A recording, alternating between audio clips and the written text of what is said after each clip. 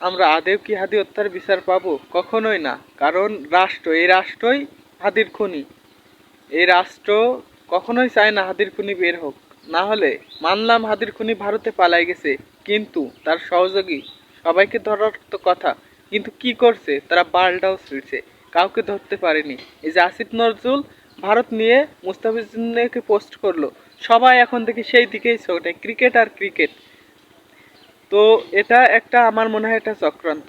দেশ পুরো ব্যাপারটাকে ক্রিকেটের দিকে ঘুরাই দিয়েছে। এখন হাদিকে নিয়ে তেমন কেউ কথাই বলছে না, অল্প কয়েকজন আমরা কন্টেন্ট ক্রিয়েটার আমরাই কথা বলছি।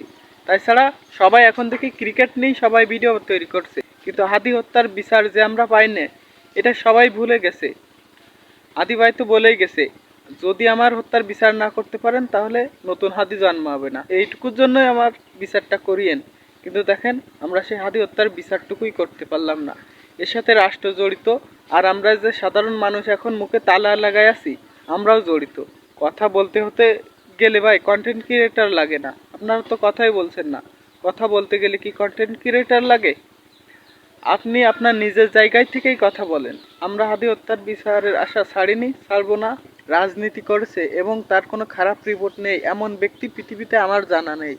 কিন্তু হাদি ভাই এমন একজন মানুষ যে রাজনীতি করছে কিন্তু তার কোনো হেটার্স নেই, তার কোনো দোষ ত্রুটি আজ পর্যন্ত পাওয়া যায়নি। এমন একজন মানুষকে মেরে ফেলা হয়েছে এবং 24 ঘন্টার ভিতরে তারা ভারতে চলে গেছে। রাষ্ট্র এখানে কিছুই করতে পারেনি, প্রশাসন এখানে কিছুই করতে পারেনি। যদি এটা হাসিনার আমলে যদি কেউ চোখের ইশারায় মিটিং ডাকতো, সেখানেও পুলিশ চলে যেত। কিন্তু এখন দিনই দুপুরে খুন করে ভারতে পালাই গেছে। পালাই তো গেছে, তাকে নাই ধরতে পারলি না, কিন্তু তার সহযোগী সবাইকে ধরার উচিত ছিল তো। আবু তাহাদ্দান এই জন্যই বলছিল যে বাঙালি হলো ইস্যু পাগল জাতি, একটা একটা ইস্যু আসে সেটাতেই তারা মজে যায়। এখন ক্রিকেট খেলা আইছে, এখন ক্রিকেট খেলার ইস্যু নিয়েই বাঙালি ব্যস্ত, কিন্তু হাদি হত্যার বিচার যে পায়নি এটা তারা মনেও রাখছে না। আবার 2 দিন পরে কোন নতুন ইস্যু আসবে সেটা নিয়েই তারা ব্যস্ত থাকবে। ভাইয়ের যে স্ত্রী, সে কিন্তু বুঝে গেছে যে বিচার আমরা পাবো না। সে লিখছে যে তার ভেরিফাইড ফেসবুক পেজে যে আদেও কি আমরা হাদি হত্যার বিচার পাবো। ঝুমা আপু তো বলছে হয়তো হাদি হত্যার খুনিরা জানাজার প্রথম সারিতেই ছিল। সো এখানে বড় বড় লোক হাদি হত্যার সাথে জড়িত।